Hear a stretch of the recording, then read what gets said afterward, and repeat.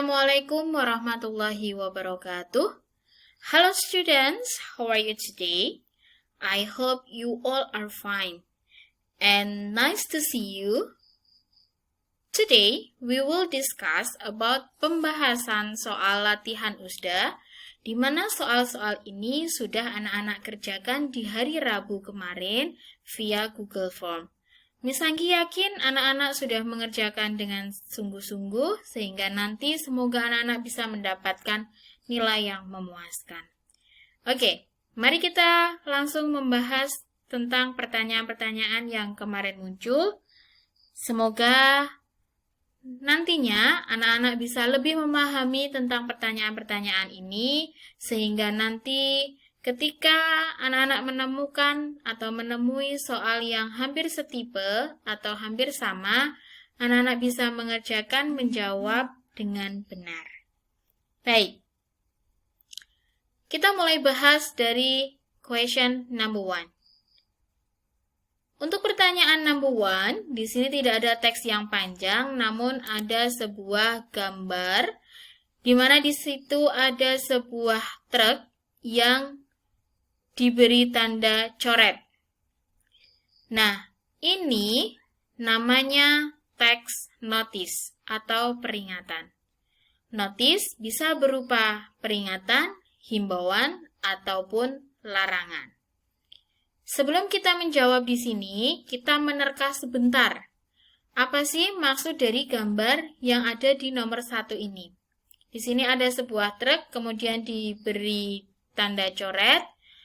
Kita tafsirkan bahwa maksudnya di sana tidak boleh ada truk yang melewati atau truk tidak boleh lewat di area tersebut. Kemudian kita lihat sekilas pertanyaannya. What does the notice mean? Apa notice mean bermaksud atau maksudnya?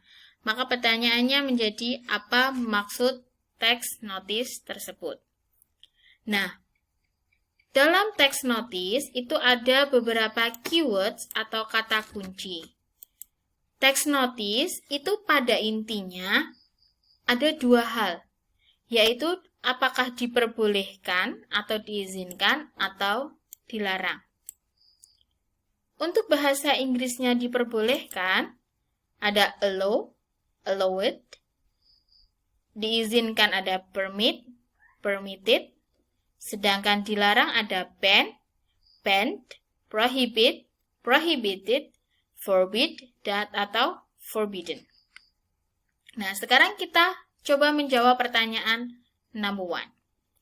Apa maksud dari notice tersebut?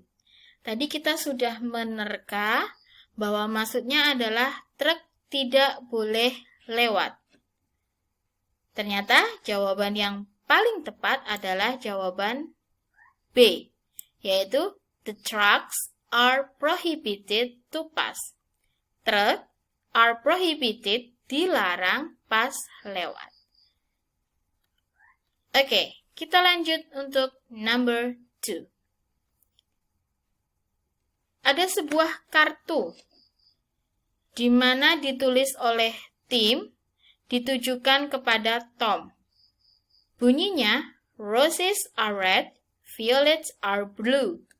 I'm waiting to listen to what a cute man such as you is saying it. Pertanyaannya, why did Tim send the card to Tom? Mengapa Tim mengirim kartu kepada Tom? Berarti, kenapa sih Tim ini harus mengirim kartu kepada Tom? Kita lihat pembahasannya ya. Ternyata, teks yang menarik itu merupakan jenis teks greeting card atau kartu ucapan. Greeting card ditulis seseorang kepada orang lain dalam dua situasi. Yang pertama, situasi menyenangkan atau bahagia, seperti contohnya ketika seseorang lulus, seseorang wisuda, pernikahan, ulang tahun, dan sebagainya. Dan yang kedua, situasi sedih, yaitu ketika seseorang sakit atau sedang mendapatkan berita duka. Nah, terjemahannya sudah ada di sini. Mawar itu merah, violet itu biru. Saya sedang menunggu untuk mendengarkan betapa lucunya seorang laki-laki sepertimu mengatakan hal tersebut. Berarti di sini kita bisa menyimpulkan bahwa Tim mengirimkan kartu ucapan kepada Tom ini dalam suasana atau dalam kondisi membahagiakan. Nah, sekarang kita coba jawab pertanyaannya. Mengapa Tim mengirimkan kartu tersebut kepada Tom? Kira-kira momennya apa? Ya. Tom got the best achievement. Tom was the best brother. Tom took home a medal successfully. Tim wanted to send roses and violets. Dan dari teks tersebut kita dapat menyimpulkan bahwa Tim mengirimkan kartu tersebut karena Tom baru saja mendapatkan prestasi yang baik. Maka jawaban yang paling tepat yaitu yang A. Oke, sebelum kita lanjutkan ke question number 3, jika nantinya anak-anak menemukan kesulitan atau mungkin anak-anak kurang memahami, silahkan bisa bertanya kepada Miss Anggi via WA. Kita lanjutkan untuk question number 3. Kita lihat sekilas ya. Di sini ada sebuah teks, ada angka-angkanya, kemudian judulnya Feral Acne Gel. Oke, kita lihat pertanyaannya. This text is usually found bla bla bla. This text mean teks ini usually biasanya found ditemukan di. Berarti number 3 kita diminta untuk menafsirkan kira-kira teks seperti ini ada di mana. Sebelumnya, kita lihat dulu pembahasannya, bahwa teks tersebut di atas merupakan teks label, khususnya medicine label atau label obat. Sambil kita ingat kembali, materi label baru saja kita pelajari di semester 1. Label itu ada label obat, serta label makanan atau minuman. Nah, untuk question number 3 di sini ternyata label obat. Nah, label obat ini otomatis bisa ditemukan pada in a brochure of medicine. Tentunya ada di brosur obat. Tidak mungkin di papan pengumuman atau pada kolom iklan, apalagi pada paket peralatan mandi. Okay, the right answer is B. Next, for question number 4. Masih dari teks yang sama, yaitu teks medicine label atau label obat, yang ditanyakan how many, berapa, kinds, macam, substances, jenis-jenis atau komponen, the gel tersebut contain, terdiri. Kita bisa merangkai menjadi gel tersebut mengandung berapa banyak komponen. Kita lihat ya sambil kita hitung bersama. Yang pertama ada salicylic acid, kemudian ada boric acid, yang ketiga resorcinol, yang keempat allantoin, yang kelima triclosan, dan yang keenam alkohol.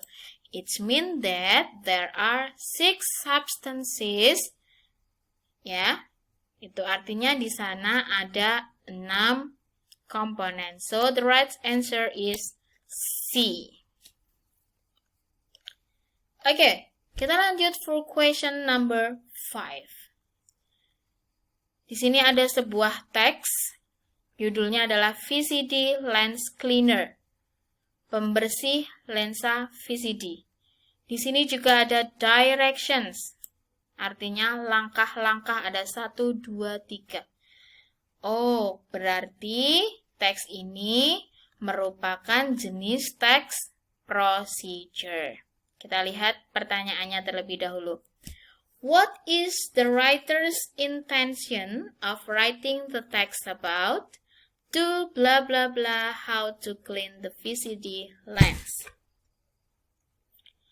Apa Writer's intention, tujuan penulis. Writing, menulis teks tersebut. To, untuk, titik-titik. How to clean, bagaimana cara membersihkan VCD lens, lensa VCD. Teks tersebut merupakan teks prosedur tentang cara penggunaan VCD lens cleaner. Perlu anak-anak ingat bahwa purpose atau tujuan teks prosedur itu adalah to show how to, untuk menunjukkan bagaimana cara, atau to show the steps of, untuk menunjukkan langkah-langkah membuat atau menggunakan sesuatu. Nah, kita lihat pertanyaannya tadi, yaitu what is the writer's intention? Writer's intention, tujuan penulis, itu sama juga dengan purpose. Nah, sedangkan purpose procedure adalah to show, ya. Maka jawaban yang paling tepat untuk nomor 5 itu adalah yang D, to show how to clean the VCD lens. Oke, for question number 6, masih dari teks yang sama. What will happen if we forget pressing the play button after inserting VCD lens cleaner into the player? Pertanyaan ini, setiap pertanyaan akan mempunyai sebuah kata kunci. Nah, kata kunci dari pertanyaan ini adalah pressing the play button. Apa yang akan terjadi jika kita forget, lupa, menekan tombol play setelah memasukkan pembersih lensa VCD ke player? Kata kuncinya adalah pada kata pressing the play button. Maka kita coba temukan kata ini di dalam teks. Nah, ternyata ada di langkah pertama. Press the play button, tekan tombol play. The disc will then spin to start cleaning process. Disc tersebut akan memulai proses membersihkan. Nah, pertanyaan tadi, jika kita lupa menekan tombol play, apa yang akan terjadi? Berarti otomatis cleaning prosesnya tidak akan berjalan. Maka, the right answer is B. There will be no cleaning process. Next, text for question number 7. Ada sebuah teks pendek di mana pertanyaannya adalah what is the writer's intention to write the text? Lagi-lagi di sini muncul frase writer's intention. Anak-anak perlu ingat ya, writer's intention itu sama dengan purpose, artinya tujuan penulisan teks. Teks ini merupakan teks short message atau pesan singkat yang ditulis oleh Karina untuk Dinda, di mana isinya, saya dan Naraya akan menunggumu di perpustakaan jam 2 siang. Kita akan mendiskusikan tentang tugas biologi. Please come on time. Tolong datang tepat waktu. Dan jangan lupa membawa buku-buku untuk referensi. Sampai jumpa. Nah, berarti tujuan penulis, di sini Karina, menulis pesan singkat ini adalah untuk menginformasikan bahwa mereka akan berdiskusi bersama jam 2 siang nanti. Maka jawaban yang paling tepat yaitu B, informing Dinda that they will discuss together at 2 p.m. Oke, kita lanjut untuk question number 8. Ini masih dari text short message yang sama dengan nomor 7. Pertanyaannya, what will likely Dinda do after read the text? Apa yang akan Dinda lakukan setelah membaca teks? Nah, kita bisa menyimpulkan Karena teksnya tadi isinya meminta Dinda untuk datang tepat waktu dan juga membawa buku sebagai referensi, maka yang akan Dinda lakukan setelah membaca teks tersebut, dia akan datang tepat waktu. So, the right answer is she will come punctually. Punctually di sini artinya tepat waktu, sedangkan lately artinya terlambat. Questions number 9. Ada sebuah teks dengan judul My Grandmother, nenekku. Berarti otomatis dalam satu teks ini akan menceritakan tentang nenek si penulis, baik itu dari sifatnya, baik itu dari physical appearance atau kenampakan fisiknya. Kita lihat pertanyaan number 9. What is the purpose of the text? Lihat, di sini ada kata kunci yaitu kata purpose. Purpose artinya tujuan. Kita lihat terlebih dahulu. Teks tersebut merupakan teks deskriptif atau deskripsi, di mana teks deskripsi itu menjelaskan atau menggambarkan tentang sesuatu.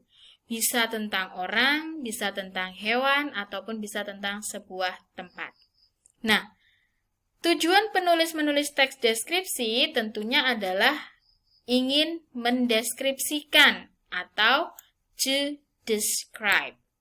Maka kita lihat pilihan dari A sampai D yang menggunakan kata to describe adalah option B. Kita lihat terlebih dahulu apakah benar B di sini. Tujuannya adalah untuk mendeskripsikan the writer's grandmother, neneknya penulis. Oh, ternyata tepat. So, the right answer is B. Next for question number 10. Masih dari teks deskriptif nenekku. What does the writer's grandmother look like based on the text? Apa yang penulis gambarkan tentang kenampakan atau tentang nenek si penulis berdasarkan teks tersebut? Maka pertanyaan ini termasuk pertanyaan tersirat di mana kita harus menyimpulkan. Kita lihat satu persatu. She is messy and cheerful. Messy maksudnya orang yang ceroboh, tidak suka rapi, ya. She is irritable and messy person. Ada messy lagi, kita lihat apakah neneknya di sini seorang yang messy? Nah, di sini kita lihat ya. My grandmother is a very neat and tidy person. Nenekku adalah seseorang yang very neat. Very neat itu kalau pakai baju atau dandanannya itu sangat fashionable, dan tidy person, orang yang rapi, suka kebersihan ya. Jadi tidak mungkin kalau dia seseorang yang messy. So jawaban A dan D itu salah. Kita lihat C. She is nice, baik, and cheerful person. Cheerful person itu berarti orang yang menyenangkan. She has black hair and dark brown face. Kita lihat ya, black hair and dark brown face. Kita lihat di sini apakah warna rambutnya black. She has very dry gray hair. Ternyata rambutnya warnanya gray, abu-abu. Sedangkan pilihan D, option D, black. Berarti yang D salah. So, jawaban yang paling tepat adalah yang C. She is nice and cheerful person. Question number 11. Masih dari teks deskriptif My Grandmother. Blah blah blah, my grandfather who has passed away. Kata pass away di garis bawahi atau underline phrase. Pertanyaannya, the underline phrase is closest in meaning to blah blah blah. Di sini menggunakan kata closest in meaning to, yang artinya sama dengan kata same meaning, closest in meaning to, similar meaning, means, atau can be replaced by, yaitu kita diminta untuk mencari sinonim kata atau padanan kata. Untuk menentukan sinonim kata, kita seharusnya memahami terlebih dahulu apa makna dari kata yang dimaksud. Kata pass away itu artinya meninggal. Dari option A sampai D yang artinya meninggal, yaitu option C, died. So, the word pass away is similar meaning with died. The right answer is C. Next, question number 11. Ada sebuah teks. Kita lihat pertanyaannya terlebih dahulu. What is the writer of the text? Apa? Writer, penulis teks. Penulis teksnya seorang apa? Nah, di sini penulis teksnya adalah namanya Bima. Bima ini seorang apa? Apakah dia guru atau dia kepala sekolah? Kita lihat terlebih dahulu ya, ini teks jenis apa. Teks tersebut merupakan teks invitation atau undangan. Jadi undangan itu bahasa Inggrisnya invitation. Nah, di kalimat pertama kita menemukan kata invite. We invite you. Kita mengundangmu. Ini merupakan sebuah kata tunjuk, kata petunjuk untuk menunjukkan ini jenis teks apa. Yang diundang siapa? For all the students association organizations member. Untuk semua members atau anggota OSIS. Yang diundang semua anggota OSIS. Kita bisa memperkirakan atau menafsirkan berarti Bima di sini adalah ketua OSIS-nya. So, the right answer is D, the chairman of Students Association Organization. Let's run to the question number 13. What will the members of the school band likely do after reading the text? Apa yang akan member of school band, anggota band sekolah, do, lakukan setelah membaca teks? Kata kunci dari pertanyaan ini adalah the member of the school band. Mari kita lihat di teks invitation yang tadi, di mana kita bisa menemukan kalimat member of the school band. Ternyata ada di paragraf 2. Those who are the member of the school band, bagi siapa yang merupakan anggota band sekolah, please come to the multi-purpose room. Silakan datang ke gedung serbaguna for the rehearsal this Saturday afternoon at 3 p.m. Untuk perpisahan hari Sabtu sore jam 3. We have to show our best performance for the ceremony. Kita harus menunjukkan pertunjukan terbaik kita untuk upacara tersebut. Jadi kira-kira apa yang harus mereka lakukan, anggota band sekolah, yaitu prepare their performance for the rehearsal. Mempersiapkan penampilan mereka untuk acara perpisahan. Okay, next. For question number 14. Teksnya cukup panjang ya anak-anak. Di sini ada 3 paragraf yang diadapted from http://www.indonesia.revel/n. Pertanyaan number 14. What is the topic of the text? Apa topik teks tersebut? Nah, ternyata teks nomor 14 ini juga merupakan teks deskriptif atau deskripsi tentang sebuah tempat. Nah, pertanyaan yang menanyakan topik itu bisa kita lihat dari kalimat pertama, paragraf pertama. Nowadays, museum becomes a great and valuable tourist object. Di sini muncul kata museum. Kita lanjutkan. There are many museum. Ada museum lagi. Kemudian kita lanjutkan. There are many museums in Indonesia. One of which is the Aceh Tsunami Museum. Aceh Tsunami Museum. The museum, muncul kata museum lagi ya. Kita lihat di paragraf 2. Stepping inside, one will find a narrow corridor with water flowing from either side, accompanied by a scary rumbling sound, reminding us of the devastation, bla bla bla sampai seterusnya. Kita akan lihat ke paragraf 3, the museum. Kemudian di sini ada tentang membicarakan future educational, library, simulation room. Nah, berarti tadi muncul banyak sekali kata museum. Kita bisa ambil sedikit kesimpulan bahwa topiknya membahas tentang museum. Museum apa? Tadi sempat disebutkan Aceh Tsunami Museum.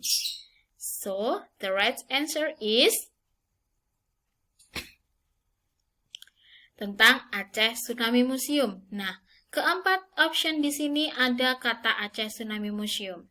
Kita sesuaikan karena ini tadi adalah teks deskripsi, maka topiknya adalah the description of the Aceh Tsunami Museum. Number 15.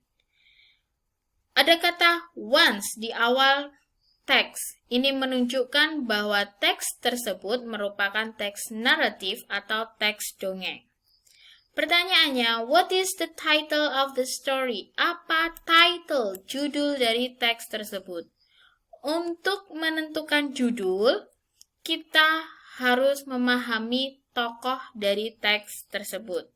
Kita lihat di awal di sini, they were a father in a form of dog, Tumang, a mother who called Dayang Sumbi, and child who was called Sangkuriang. So here, tokohnya ada Dayang Sumbi and also Sangkuriang. So, judul yang kita berikan setidaknya ada 2 komponen tokoh tersebut. Nah, di sini Sangkuriang cried, tangisan Sangkuriang. Sangkuriang shoots his dog. Sangkuriang menembak anjingnya. Sangkuriang failed to marry. Sangkuriang gagal menikah. Sangkuriang and Tangkuban Perahu Mountain. Jadi judul yang paling tepat adalah yang D. Karena cerita Sangkuriang di sini merupakan legenda terbentuknya Gunung Tangkuban Perahu. Nah, perlu anak-anak ketahui juga bahwa teks naratif itu ada beberapa jenis. Di antaranya fable, cerita tentang kehidupan hewan, fairy tale, cerita tentang kehidupan peri, myth, cerita mitos, serta legend, yaitu asal mula suatu tempat. Nah, teks naratif itu bukan sebuah teks yang benar-benar terjadi di dunia nyata, namun teks naratif itu merupakan teks karangan fiksi yang purpose-nya atau tujuannya adalah to entertain or to amuse the reader, untuk menghibur pembacanya. Question number 16. Why was Dayang Sumbi very angry to Sangkuriang?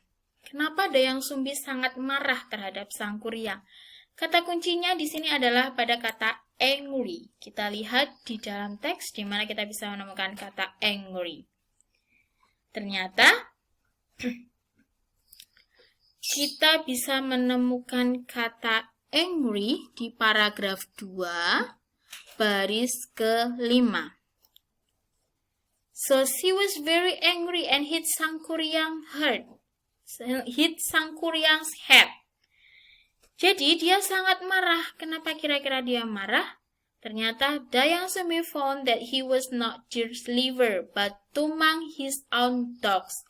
Ternyata Dayang Sumbi mengetahui bahwa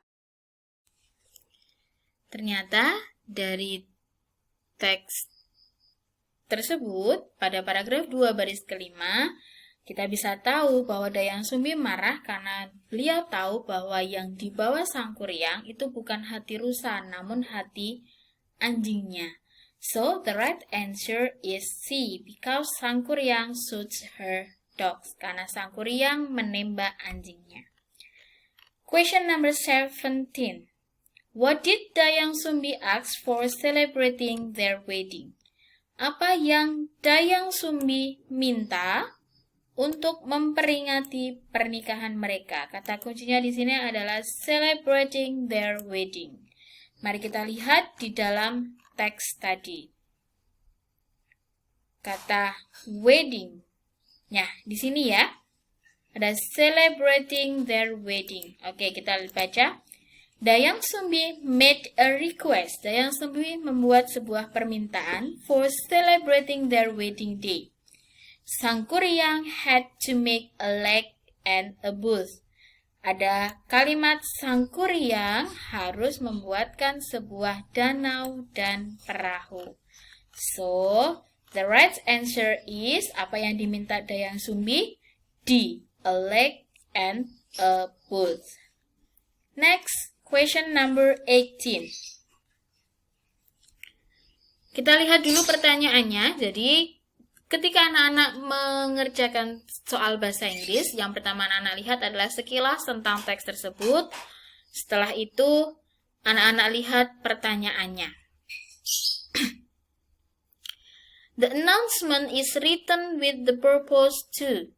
Ada kata purpose again, ada kata tujuan. Announcement. Nah, teks tersebut merupakan teks announcement atau pengumuman. Nah, purpose atau tujuan dari teks announcement itu pastinya to announce atau to inform. Untuk mengumumkan atau untuk menginformasikan. Nah, sekarang kita lihat pengumuman ini menginformasikan tentang apa. All students who are going on the field trip, semua siswa yang akan pergi ke field trip tomorrow morning, besok pagi, please leave your belongings. Silahkan tinggalkan barang bawaanmu in your locker, di lokermu, and gather in the front lobby, dan kumpul di lobby depan jam 9 pagi. All you need is a bottle of water. Yang kamu butuhkan adalah sebotol air and your extra money, dan uang saku yang lebih. All students are responsible for making up any school work that will be missed that day. Jadi kira-kira ternyata pengumuman ini mengumumkan tentang kapan mereka harus berkumpul, apa yang harus mereka lakukan, barang apa yang harus mereka bawa dalam acara field trip.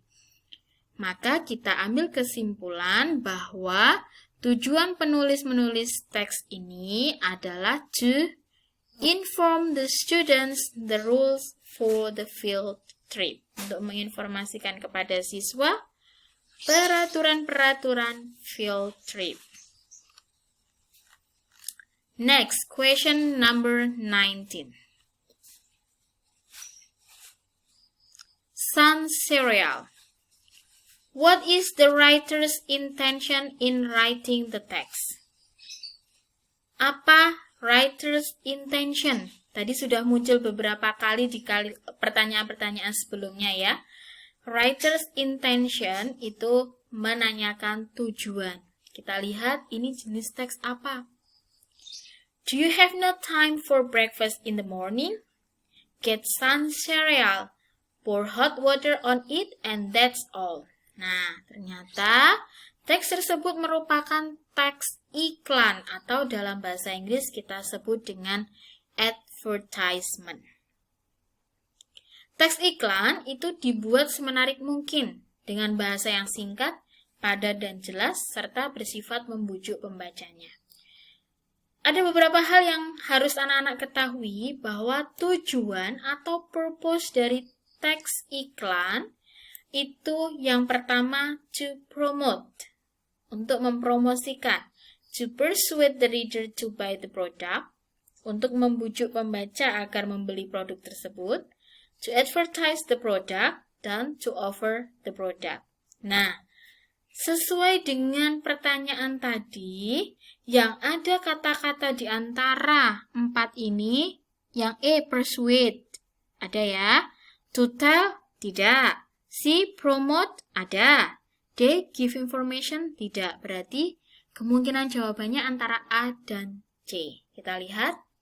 To persuade people, untuk membujuk orang to buy Sun Cereal, untuk membeli Sun Cereal. Apakah ini benar produknya Sun Cereal?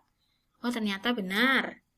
Untuk yang C, to promote the nourishing ingredients, untuk mempromosikan bahan-bahan nourishing. Apakah di sini yang dipromosikan bahan-bahan yang nourishing? Ternyata tidak. So, the right answer is B. The right answer is A. To persuade people to buy Sun Cereal. Next, question number 20. Masih dari teks iklan yang sama.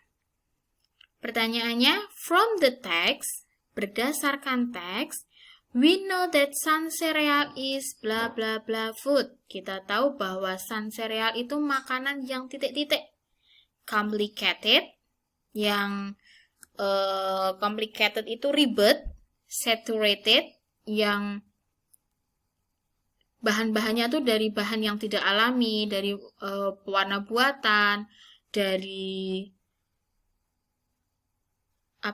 pemanis buatan dan sebagainya. Kemudian Sun Cereal itu makanan instan, atau yang D, filling food, makanan yang mengenyangkan. Kita lihat ya di sini. Tadi dikatakan bahwa apakah kamu tidak punya waktu untuk breakfast, makan pagi? You will have a bowl nutrition breakfast. Kamu akan punya semangkok makan pagi yang bernutrisi. Sun Cereal is absolutely for you who are always busy. Sun Cereal itu cocok untuk kalian yang busy, sibuk di pagi hari. Now you can prepare a nutrition breakfast for the whole family in less than 5 minutes. Kamu bisa menyiapkannya kurang dari 5 menit. Jadi kita bisa simpulkan bahwa ternyata Sun Cereal itu makanan yang instan. Next. Question number 21. What is the relationship between the writer and the receiver of the message? Yang ditanyakan, apa hubungan antara penulis dan pembaca, atau penulis dan penerima pesan. Nah, kita lihat di sini, ini termasuk short message lagi, atau pesan singkat yang dikirim oleh Anna Nindra, ditujukan untuk Tata. Pertanyaannya tadi adalah menanyakan apa hubungan antara penulis, yaitu Anna Nindra, dan penerima, yaitu Tata. Kita lihat di kalimat pertama. Hi Tata, Mom and Dad said that bla bla bla. Jelas ya? Hai Tata, Ibu dan Ayah mengatakan bahwa. Di sini dia menyebut ibu dan ayah. Berarti antara Tata dan Anna Nindra di sini mempunyai ayah dan ibu yang sama. Maka hubungan di antara mereka adalah family. Next, 22. Why did the writer send the message? Mengapa penulis menulis teks tersebut, menulis pesan tersebut? Kita lihat kenapa dia nulis pesan ini.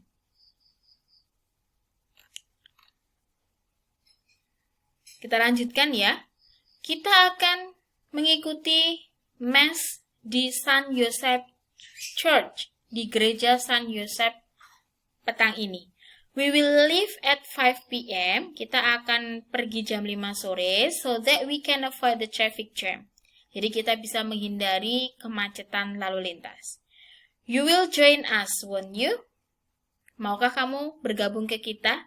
We hope you will be home. Kita harap kamu sudah sampai di rumah before 4 p.m. sebelum jam 4 sore. So you have enough time. Jadi kamu punya banyak waktu to get prepared.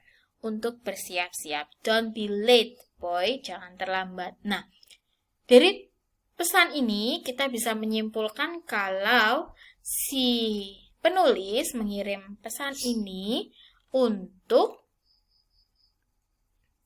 Apakah mengundang? Bukan. Remind Tata, mengingatkan Tata bahwa they will join the mass, mereka akan ikut mass. Or C, to tell Tata, menceritakan kepada Tata, bukan ya. Or D, to ask Tata, meminta Tata to go home and prepare himself at 4. Meminta Tata untuk pulang dan siap-siap jam 4. Nah, yang paling tepat, the right answer is D. 23. Arrange these sentences to be a good procedure. Di sini ada teks procedure acak tentang how to make nasi uduk. Anak-anak diminta untuk menyusun teks tersebut menjadi sebuah teks yang tepat. Di sini Miss Anggi sudah memberikan terjemahannya dan nanti anak-anak bisa baca sendiri. Untuk menjawab seperti ini, gunakan pilihan ini sebagai kata bantu. Kita lihat nomor E, yang pilihan A diawali dengan number 2. When the coconut milk come to a boil, ketika santan kelapa mulai mendidih. Apakah mungkin di kalimat pertama itu ada kata ketika? Sepertinya tidak ya. Sedangkan B, langkah pertamanya number 1. Cook the coconut milk. Masak santan kelapa. Bisa ya, masuk mungkin ya. Kemudian kita lihat C, number 4. Meanwhile, sementara itu, was the rice. Kalau langkah pertama menggunakan kata sementara itu, sepertinya juga tidak mungkin. Ya, untuk yang option D, diawali dengan number 3. Move the rice, pindahkan nasi to a steamer. Ke penanak. Nah, padahal di sini kita tahu kalau membuat nasi uduk itu akan menggunakan santan terlebih dahulu. Jadi, jawaban yang paling tepat adalah yang B. Next, question number 24. Di sini ada teks label lagi. Label obat ya. Pertanyaannya, how many tablets? Ada berapa banyak tablet do we take this medicine yang kita minum maksimum paling banyak dalam satu hari? Nah, berarti kalau menanyakan berapa banyak tablet, kita akan melihat bagian dosis. Di sini kita lihat ya. Dosis, 2 tablets, 2 tablet. Repeat after hours. Boleh diulangi setelah beberapa jam jika diperlukan. Do not exceed, tidak boleh melebihi 8 tablet, 8 tablet in 24-hour periods. Dalam waktu 24 jam. Jadi, kita diperbolehkan mengkonsumsi obat ini maksimum 8 tablet dalam satu hari. So, the right answer is B. The last, yang terakhir. If pain persists for more than 10 days. The underlined word has similar meaning as, ada kata similar meaning. Berarti kita diminta untuk mencari padanan kata atau sinonim dari kata persist. Persist itu artinya berlangsung. Yang mempunyai arti berlangsung adalah continue. So the right answer is D, continue. Okay, well students, semua soal sudah kita bahas satu persatu. Semoga anak-anak bisa memahami apa penjelasan dari Miss Anggi. Dan apabila anak-anak menemukan kesulitan atau ada yang kurang paham, anak-anak bisa menghubungi Miss Anggi di nomor WA pribadi Miss Anggi, yaitu 0878 3873 4145. Thank you so much sudah memperhatikan penjelasan Miss Anggi, and see you. Wassalamualaikum warahmatullahi wabarakatuh.